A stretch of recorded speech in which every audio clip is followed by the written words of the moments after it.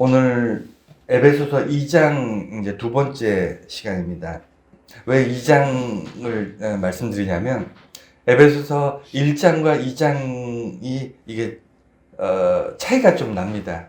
여러분 지난 시간에 이제 말씀드렸듯이 1장은 축복과 어떤 진짜 우리 그리스도인들의 아이덴티티, 자아 정체성에 대해서 강조하고 그다음에 기도하는 내용들, 축복 이런 것들이 나왔다면 2장이 시작되면서 지난 시간에 말씀드렸습니다. 우리가 이렇게 즐거워하기만 할 것이 아니고 사실은 우리가 과거에 어떤 존재였는지를 반드시 기억해야 된다라는 것을 이제 시작으로 2장이 시작됩니다. 그 얘기는 뭐냐면 당연한 것이 아니라는 거예요. 우리가 누리고 있는 행복, 그다음 우리가 누리고 있는 어떤 그 축복의 삶이, 그리고 우리가 누리고 있는 어떤 소망과 구원의 기쁨과 이 모든 것들이 그저 어쩌다 보니 우리가 누리게 됐다, 어쩌다 보니 우리가 한 것이 아니고, 사실은 우리가 이전에 어떤 존재였는지를 기억을 해야 된다. 기억하고 우리가 그것을 기억함으로써 우리가 얼마나 큰 은혜를 받은 존재인지를 생각하면서 그것으로 인하여 기쁨을 계속. 그래서 사실 기쁠 일이 없는 인생이잖아요. 우리들 인생에 뭐 그렇게 기쁠 일이 뭐 매일매일 기쁠 일이 있겠습니까? 하지만 그리스도인들은 순간순간 쉬지 않고 기뻐하고 기도하고 감사할 수 있어요. 왜냐하면 과거를 기억하기 때문이에요. 근데 오늘 설교 제목이 과거를 기억하는 방식에 대해서 이제 말씀드립니다. 왜냐하면 오늘 내용이 하나님의 선물, 하나님의 어떤 선하심 이런 내용들이 이제 후반부에 나오는데, 오늘 본문에서 이 후반부로 가기 전에 우리가 기억해야 될 게 뭐냐면, 우리가 지난 시간에도 말씀드렸듯이 우리가 어떤 존재였는지를 알고 그 다음에 하나님이 그럼에도 불구하고 우리에게 선물로 믿음과 구원을 주셨다라는 것이 우리가 기억해야 될 정체성인데, 이 과거에 대한 기억을 어떻게 가지고 있느냐가 굉장히 중요합니다. 그래서 이걸 좀 더 강조하고 이것을 좀 더 잘 우리가 좀 다지고 나서, 생각을 다지고 그리고 은혜를 다지고 나서 그 다음에 하나님의 선물에 대해서 좀 더 구체적으로 우리가 말씀을 좀 보려고 해요. 그래서 첫 번째 우리가 들여다봐야 될 것은 과거를 이해하는, 기억하는, 과거를 우리가 이제 붙잡고 있는데 이 방식에 대해서 좀 생각을 할 필요가 있습니다.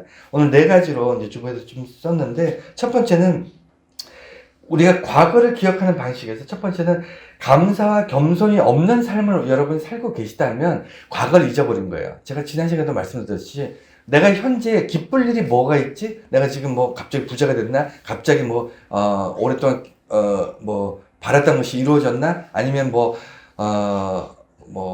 어떤 그러니까 흔히 말하는 복 받았다는 그런, 지금 내가 기쁠 만한 요건들이 지금 이루어지고 있는가라는 것을 여러분 생각하고 계시나요? 그러면 잘못된 거예요. 뭐냐면 무엇이가 기쁠 만한 것들을 찾아보니까 이런 건 기쁜 일이고 이건 좀 슬픈 일이고 아쉬운 일이고 이건 후회가 되는 일이고, 이렇게 따지는 게 그리스도인이 아니고요. 그리스도인은 기본적으로 매사에 모든 일에 감사와 기쁨이 있어요. 그렇지 않다면 여러분들이 과거를 잊어버리신 거예요. 내가 기쁨과 감사에 대해서 왜 말씀드리냐면 이게 훈련이 아니라는 겁니다.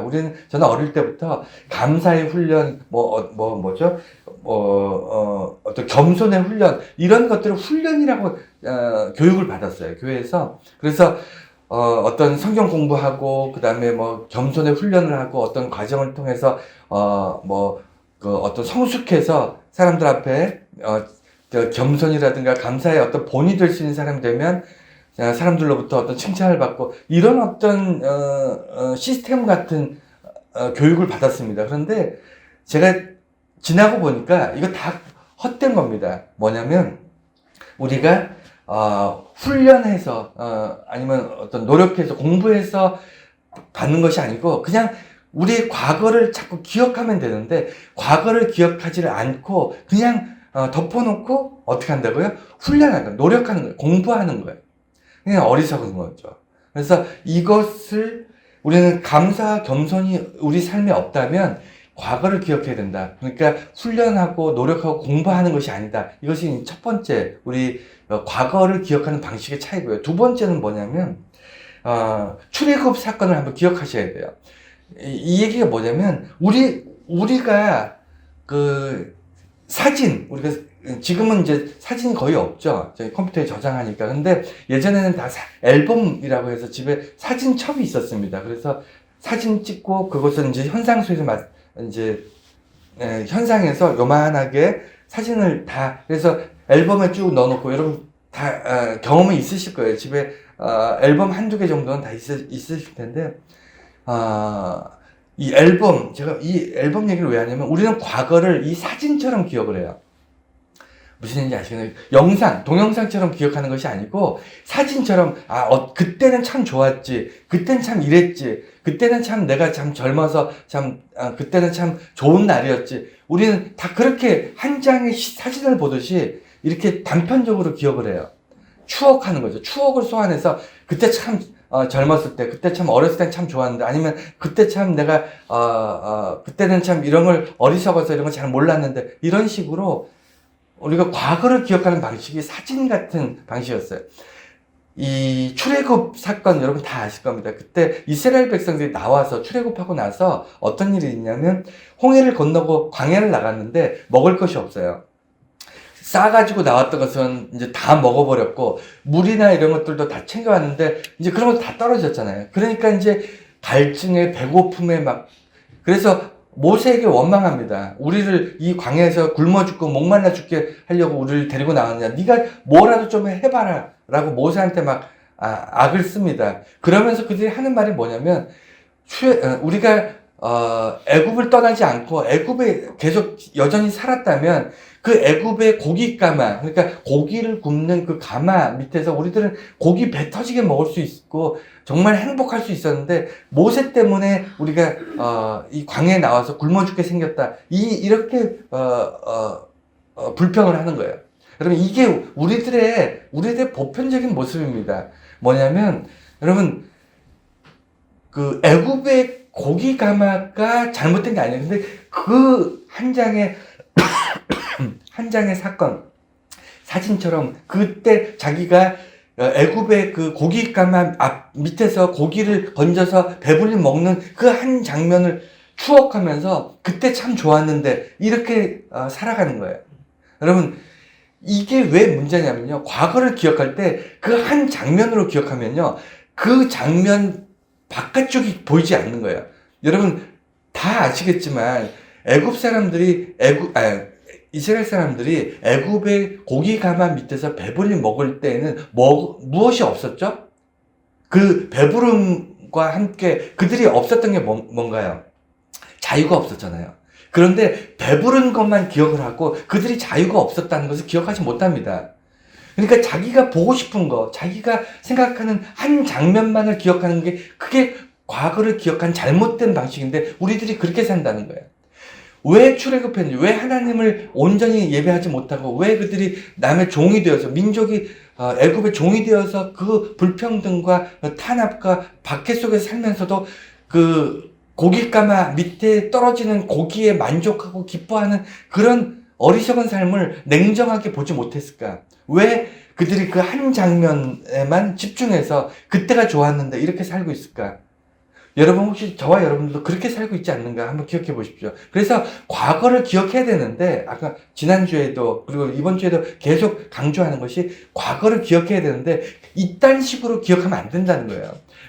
이스라엘 사람들이 애굽의 고깃가마를 그리워하듯이 추억 소환시켜서, 야, 그때는 참 내가 잘 나갈 때인데, 그때는 내가 참 젊었을 때인데, 그때는 내가 참 사람들한테 인기 있었을 때인데, 그때는 내가 하는 것마다 잘 됐을 때인데, 이딴 식으로 한 장면만을 추억하면서 그 자기가 보고 싶은 거, 자기가 생각하는 것만 보게 되면, 나머지 정말 정작 중요한 것들, 그때 내가 보지 못했던 거, 그때 더 중요했었는데 그때는 미처 깨닫지 못했던 것들을 못 본다니까요. 못 봅니다. 그래서 과거를 기억하는, 역사를 해석하는 방식이 달라지는 거예요. 세 번째는요, 그래서 과정 전체가 과거다.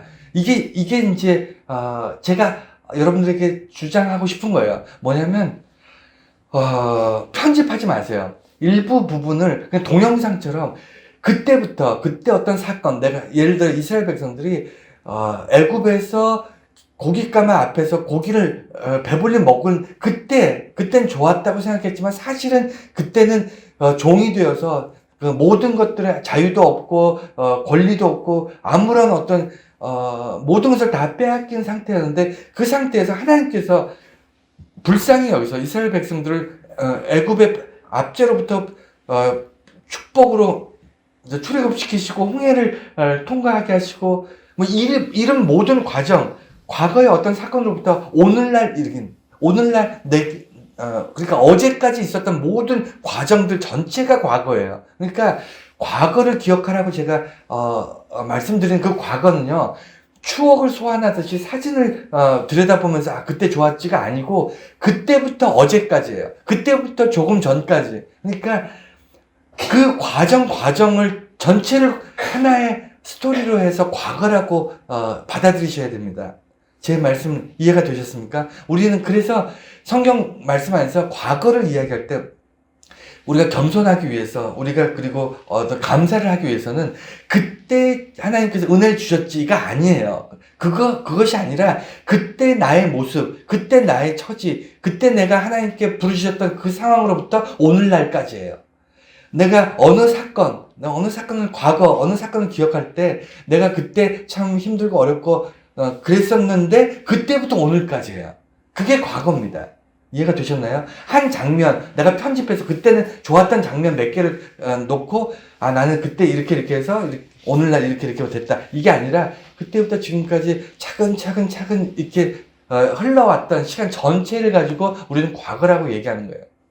이해가 되셨습니까? 오늘날 나의 나됨은요, 그 모든 과정 속에서 하나님께서 아주 세미하고 진실되게 나와 함께 하셨기 때문에 오늘날 내가 있게 된 것을 그걸 기억하라는 겁니다. 과거에 어떤 놀라운 기적 같은 사건들 아니면 놀라운 응답받았던 어떤 사건들 이게 전부가 아니에요.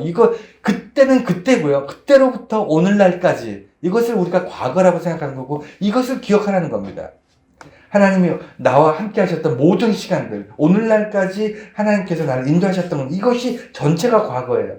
그리고 모르거나 무시하고 있었던 것. 그러니까 과거를 제가 왜 편집하지 말라 그러냐? 과거를 왜 첩에 있는 사진처럼 한 장면만을 기억하지 말라고 얘기하냐면 그때 우리는 보지 못한 것이 있습니다. 아까 말씀드린 것처럼 그때 우린 어리고 미숙하고 그 다음에 한계가 있어서 정해져 있는 거, 우리가 보고 싶은 것만 딱 보다 보니까 그것의 가치, 그것의 의미를 잘 모르는 거예요. 과거를 돌아볼 때 과거의 가치나 과거의 의미를 우리는 해석하지 않아요. 그냥 과거에 있었던 사건만 가져오는 거예요.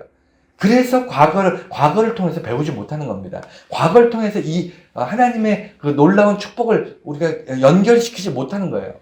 이해가 되셨습니까? 그러니까 조금 전 출애굽의 사건을 예를 들었는데 한번 그것을 다시 가져와서 생각해 볼게요.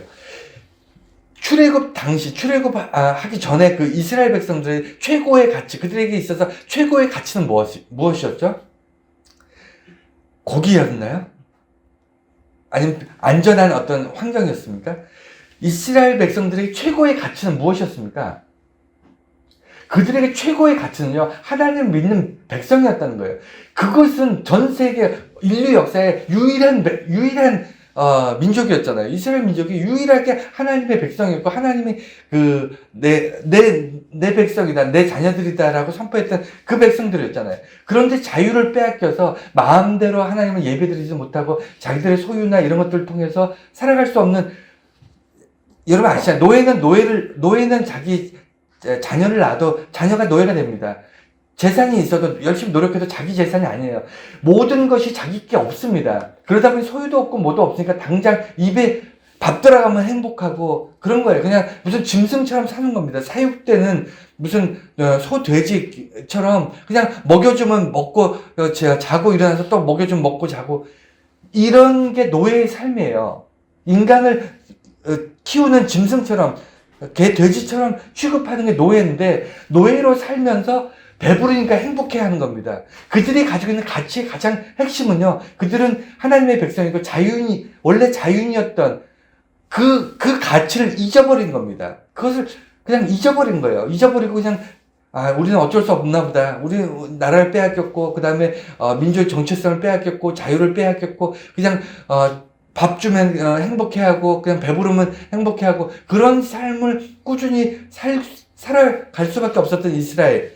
그들에게 배부름은 아무런 가치가 없었는데, 진정, 가장 소중한 가치를 잃어버리고 나니까, 그냥 배부른 걸로 행복을 찾아가는 그런 민족이 돼버린 거예요. 그래서 우리가 과거를 기억할 때, 무엇이 그 시점에서 가장 소중한 가치의 기준이었는가를 반드시 기억하면서 과거를 기억해야 돼요. 여러분, 과거 내가, 그때 참 좋았는데, 그 좋았는데라는 것이 그냥 몸이 건강했기 때문에, 젊었기 때문에, 내가 그때 어떤 일을 노력을 했는데 그게 잘 이루어졌기 때문에, 이렇게 추억을 소환해서 나의 과거를 이해하시면 안 됩니다. 그 당시에 나한테 가장 소중했던 가치의 기준은 무엇이었는가, 그것을 보아야만 여러분들이 그때 당시에 보지 못했던 것을 보는 거예요. 그때 당시에 그때 내가 가장 소중했던 이것을 잊어버리고 있었지 라는 것을 기억을 그래야만 과거의 어떤 시간들이 흘러서 오늘날 그래, 하나님께서 내 가장 소중한 가치를 회복시켜 주셨지 라고 깨닫게 되는 겁니다.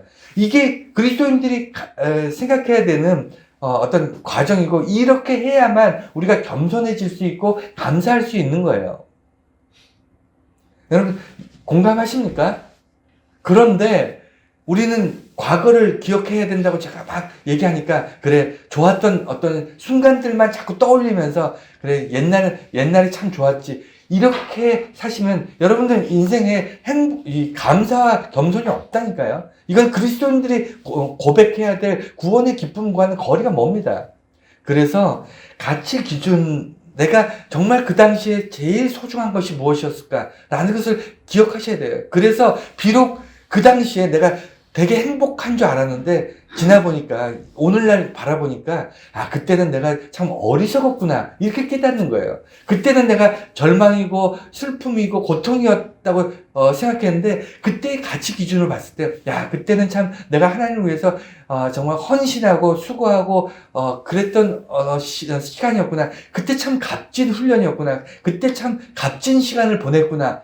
그 가치 기준을 적용을 하면, 과거에 대한 인식이 달라지는 겁니다. 그리고 그 달라진 인식이 오늘날까지 연결이 되는 거예요. 그렇게 되면, 내가 참 감사의 삶을 살았구나, 은혜의 삶을 살았구나, 구원의 기쁨을 내가 회복하는 삶을 살았구나 하는 걸 비로소 보이기 시작하는 겁니다.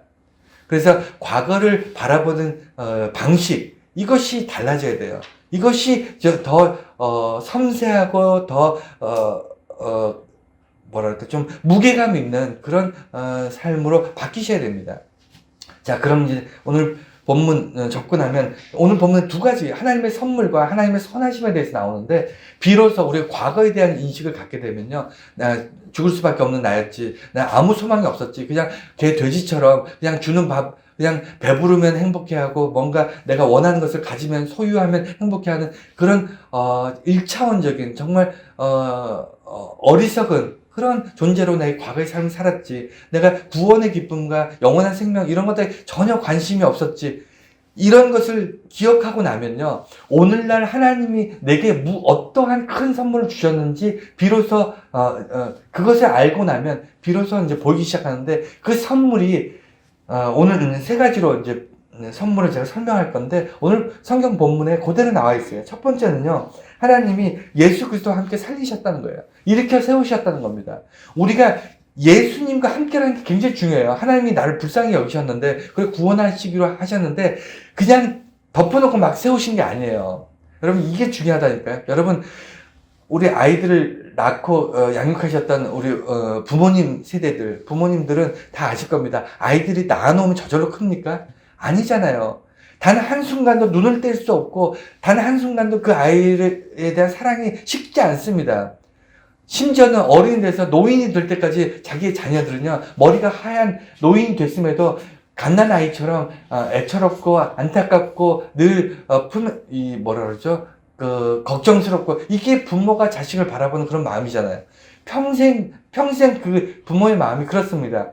똑같아요. 하나님께서 우리에게 우리를 일으키시고 우리를 회복시켰다는 것은요, 그냥 그러니까 이렇게 뭐랄까 나아놓은 걸 끝내신 게 아니에요. 예수 그리스도와 함께, 그러니까 구원하신 그 과정도 엄청나지만 우리가 대가를 지불한 거잖아요. 예수님 독생자를 대가로 지불하셨고 예수님과 함께 일으키신 다음에 오늘날 우리의 영원한 생명, 예수님과 더불어 구원받은, 죽을 수밖에 없는 죽은 자 같은 우리를 살리셨어요. 살리셨고 그 대가를 예수님 통해서 지불하셨어요. 그래서 예수님과 함께 살리셨고 오늘날까지 하나님께서 우리를 자녀 삼으셔서 계속 끊임없이 지키시고 인도하시는 겁니다. 이해가 되셨나요? 그래서 예수 그리스도와 함께 예수 그리스도와 함께 살리셨다. 이게 중요한 겁니다. 나를 거듭 태어나게 하셨어요. 죽을 수밖에 없는 존재여서 영원한 생명으로 거듭 태어나게 하셨고 그 과정에 예수님을 대가로 지불하셨어요. 그래서 하나님께서 어떻게 말씀하시냐면 예수 그리스도와 함께 우리를 살리셨다고 기록하십니까?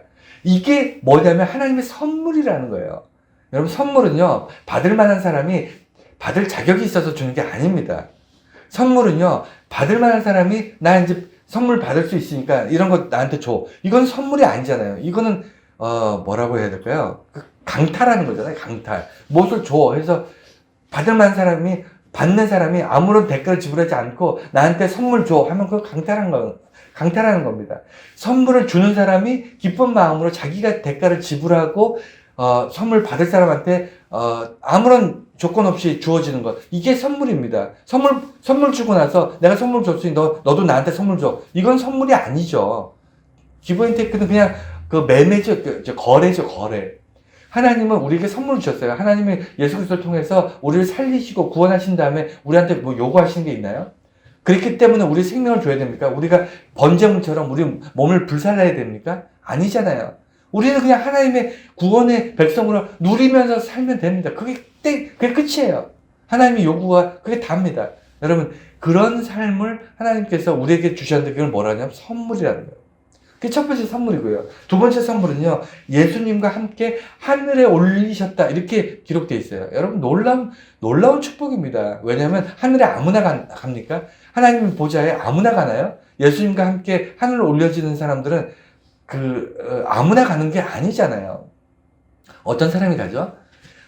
하나님의 반열, 예수 그리스도의 반열, 최소한 하나님의 급에 다른 거룩함, 경건함, 어떤 영광을 받을 만한 존재들이 하늘나라에 올라가는 거 아니겠습니까? 하늘에 오르는 거죠. 하나님 보좌 옆에 같이 있는 거 아니에요. 하나님의 백성으로 그게 그냥 되는 게 아니고요. 하나님의 자녀들에게 허락되는 특권입니다. 특권. 하나님의 백성들이 누리는 복이에요. 근데 그게 엄청난 영광이잖아요. 여러분, 이 땅에서도 죽을 수밖에 없는 제한된 그 어떤 짧은 권력도, 몇 년 누리지 못하는 권력도 권력 얻으면 너무 뿌듯하고 행복하지 않습니까? 엄청난 영광이잖아요.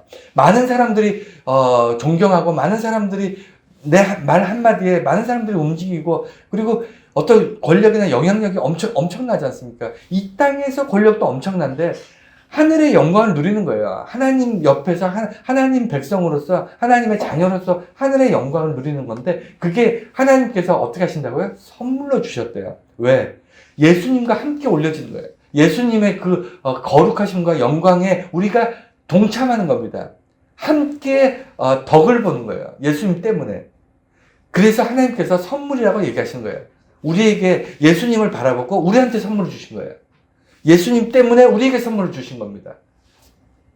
이해가 되셨습니까? 그래서 선물 얘기를 할 때 우리가 과거를 알아야 돼요. 우리가 어떤 존재인지를 뼈저리게 알고 그 과거에 내가 잊어버리고 있었던 가치의 기준, 내가 등한시했던 정말 삶의 가장 소중한 것들을 떠올려야만 오늘날 하나님께서 나를 어떤 존재로 바꾸셨는지에 대한 본질적인 어떤 해석을, 본질적인 어떤 의미를 알 수 있게 되는 거예요. 그걸 알아야만 우리가 감사할 수 있고, 그걸 알아야만 우리가 겸손해질 수 있지 않겠습니까?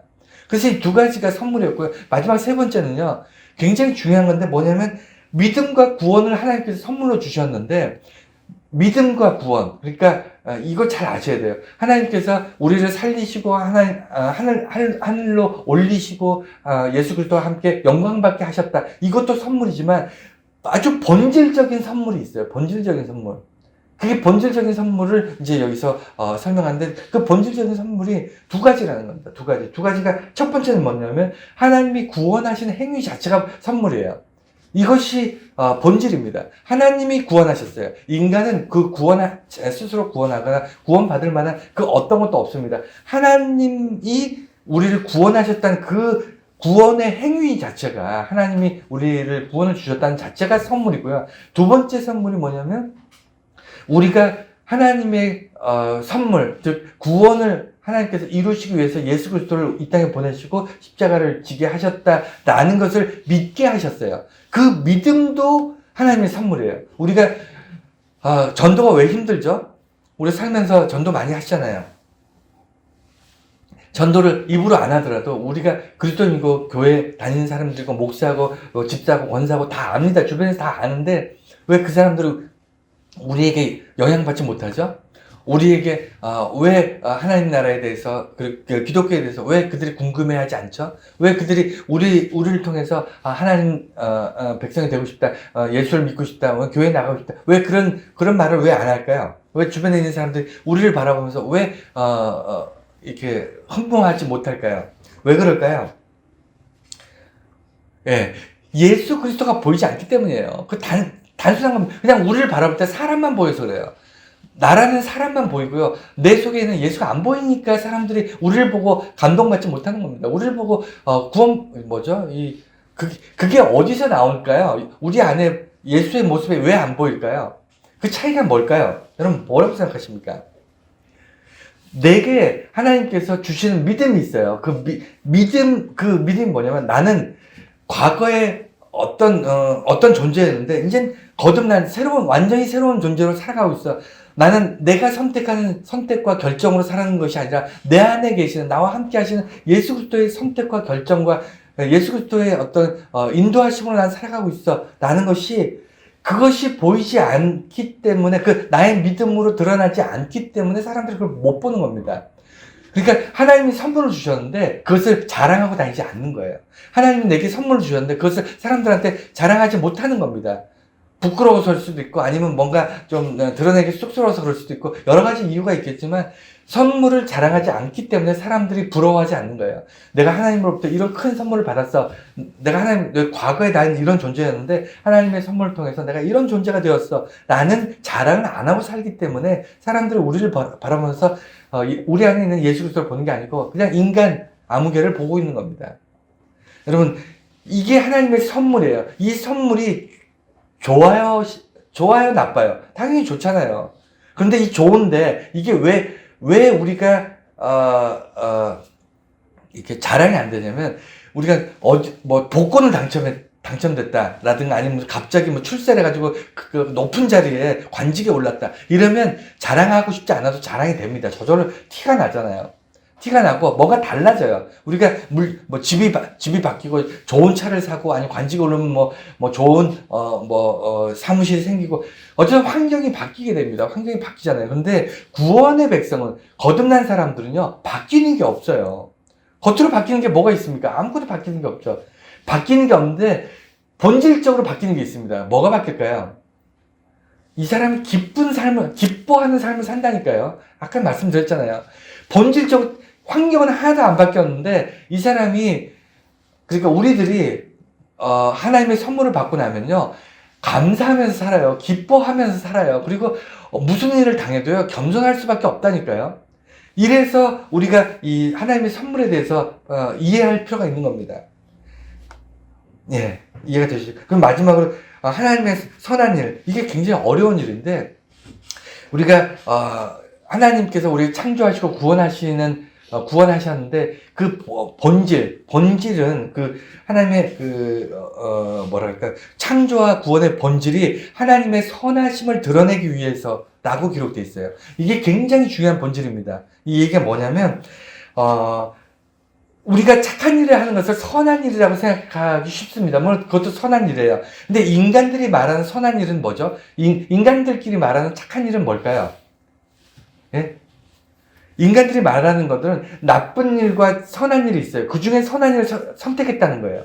이해가 되셨나요? 그러니까 다른 사람을 괴롭히는 것과 다른 사람을 돕는 것, 이건 누가 봐도 상식적으로 다른 사람을 괴롭히는 것은 나쁜 일이고요. 다른 사람들 돕고 그 사람들을 도와주는 것은 선한 일입니다. 우리가 인간들은요, 사람들 사이에서 선한 일을, 착한 일이라는 것은 이 두 가지 좋고 나쁜 것 중에 하나를 선택하는 것, 즉 좋은 쪽을 선택하는 것이 선한 일이에요. 그렇죠?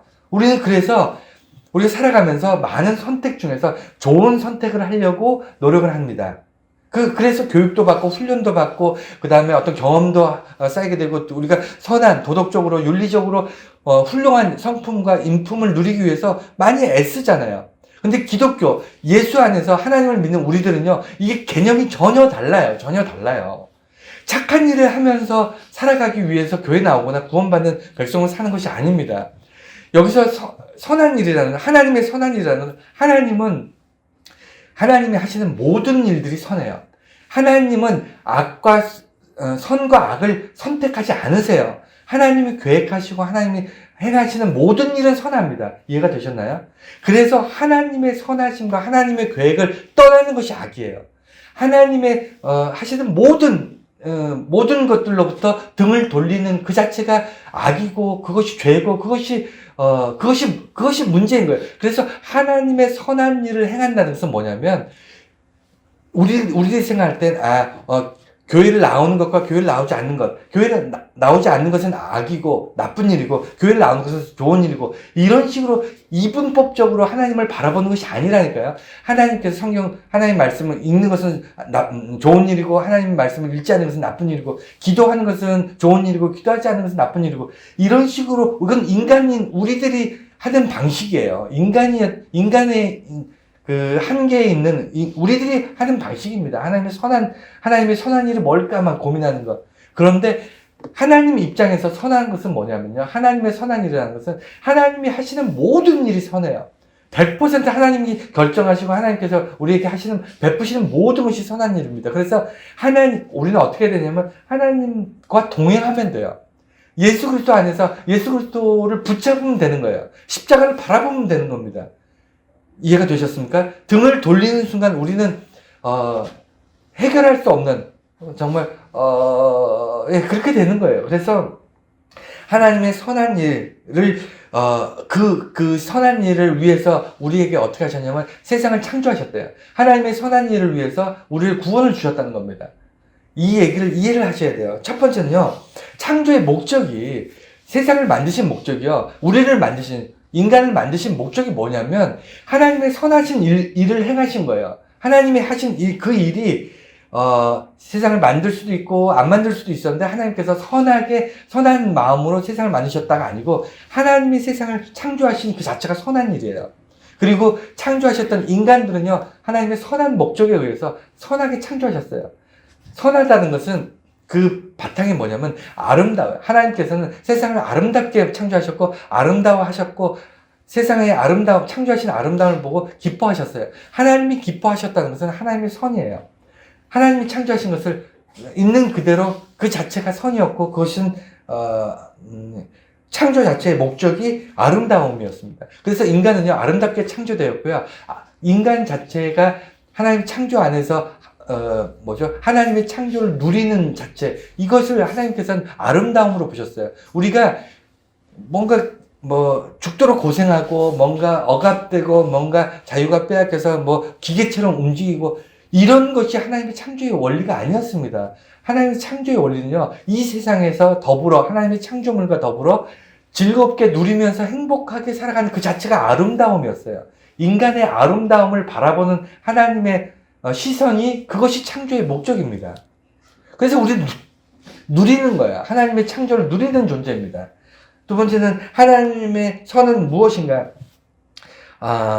하나님을 찬양하고 인간의 창조의 목적이 하나님을 찬양하고 그 다음에 자녀로서의 행복을 누리는 것이라는데 이 얘기가 뭐냐면 하나님을 찬양하는 것도 뭐랄까, 어떤 노동이 아닙니까? 하나님을 찬양하는 것도 무엇인가 일하는 것 아닐까요? 라고 여러분 의문을 가지실 수 있는데, 하나님이 인간을 세상을 창조하시고, 태초에 세상을 창조하시고, 인간을 창조하셔서 인간에게 목적을 주셨는데, 그게 뭐냐면, 하나님의 모든 창조물을 다스리고, 이게 다스리고 지배하고 뭐 이게 아니라 다스린다는 것이 이름을 짓고 함께 더불어 살아갈 수 있는 이런 생태계를 완성할 수 있게끔, 그리고 그 자체가 하나님을 찬양하는 거예요. 하나님의 창조 세상을 잘 보존하고 가꾸고 더 아름답게 만드는 것, 그것을 우리는 하나님을 찬양한다고 얘기하는 겁니다.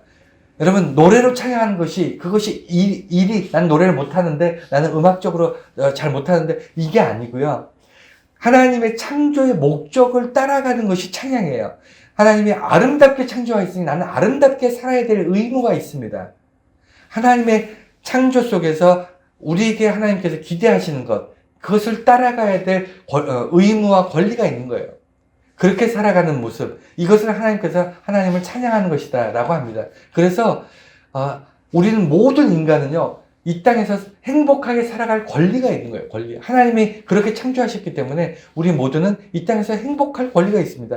헌법에 기록되어 있기 때문에 우리가 권리가 있는 게 아니고, 우리는 인간으로서 이 땅에 태어난 자체가 권리예요. 하나님의 창조의 목적에 그것이 부합되는 겁니다. 그래서 하나님의 선은요, 인간이 하나님을 찬양한, 즉 창조를 통해서 하나님을 기억하는 것, 이것이 찬양이고요. 두 번째가 하나님이 우리에게 자녀로서 누려야 될 행복을 충분히 누리게 하는 것, 이것이 하나님의 선이에요. 내가 이 땅에서 행복하게 사는 것이 하나님께 선입니다. 이해가 되셨습니까? 무엇인가를 이루기 위해서 모든 것을 희생하고 막 이렇게 살지 마세요. 물론 무엇인가 얻기 위해서는 희생도 따르고 노력도 따르고 정말 고생도 하겠죠. 하지만 그 과정 자체가 그것이 목적이 돼서는 안 됩니다. 그것을 통해서 얻게 되는 것들을 여러분 인생의 어떤 가치로 두지 마세요. 내가 과거에 그렇게 살았잖아요. 썩어질 것에 목숨 걸고 살았지 않습니까? 이제는 영원한 것을 바라보고 영원한 것에 가치를 두세요. 그러면 여러분들의 수고와 땀이 정말 소중한 것이 될 수 있습니다.